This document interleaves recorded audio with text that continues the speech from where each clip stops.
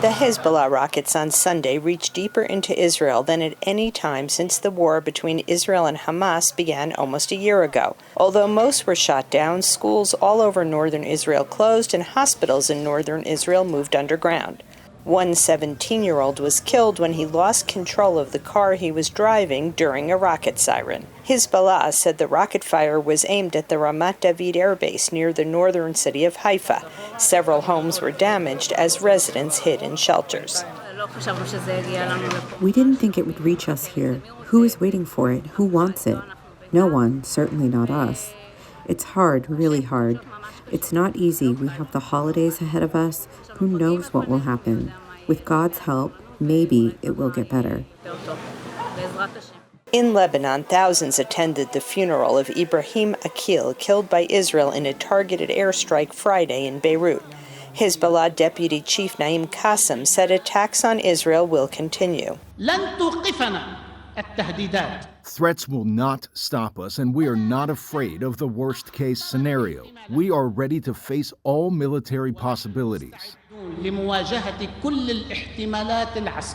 Israeli analysts say that Hezbollah has suffered a severe blow in the past week, starting when thousands of pagers exploded in a complex operation attributed to Israel. It was a damage that made a lot of confusion and damaged the command and control of Hezbollah as an organization, it's really difficult to have an organizational conduct of an army, and this is what is Hezbollah, when you don't have how to communicate, and 3,000 of your commanders or military operatives basically cannot function. At the same time, she said that Hezbollah still has significant capabilities and tens of thousands of rockets. Israeli Prime Minister Benjamin Netanyahu says the Hamas attack on Israel on October 7th was unprovoked, and Hezbollah joined the attacks on Israel the next day. No country can accept the wanton rocketing of its cities. We can't accept it either.